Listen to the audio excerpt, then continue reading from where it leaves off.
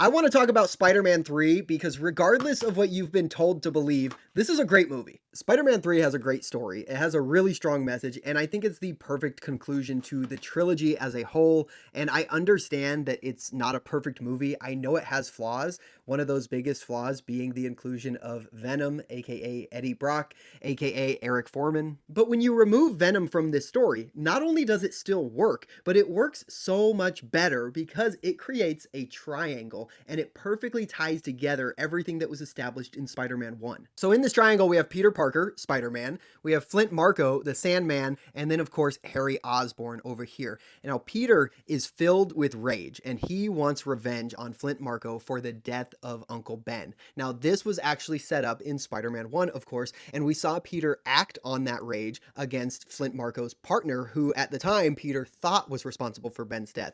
But now, 5 years later, when he finds out that Flint was actually the one responsible, he's so much more consumed with that anger and he wants revenge against Flint. However, Flint is seeking forgiveness from Peter because the Uncle Ben's death was accidental. It was not his intention. What happened was unfortunate, and Flint lives with a heavy weight of that day, and he wants forgiveness from Peter, and he wants to reconcile with Peter. Meanwhile, down here, we have Harry Osborn, who is full of rage and wants vengeance against Peter because he believes Peter is responsible for the death of his father, Norman Osborn. However, in the same way that Flint wants to reconcile with Peter, Peter wants to reconcile with Harry because Peter wants Harry to know that he wasn't really responsible for the Goblin's death either. Obviously, Norman Osborn was the Green Goblin, and he was impaled by his own glider. So we have this back and forth of misunderstandings. And when you look at the story as a whole, it has this strong message of forgiveness. And of course, Harry learns to forgive Peter. Wow, I'm really like getting into this now.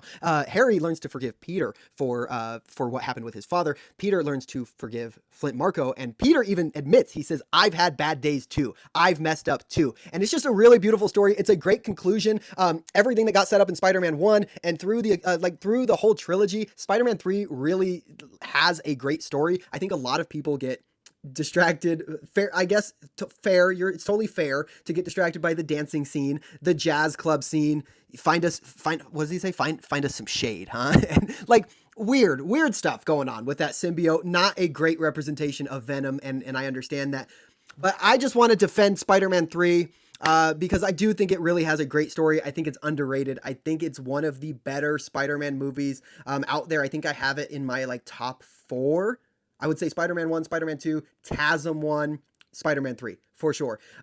Anyways, that's all. I just want to say, go watch more Spider-Man movies.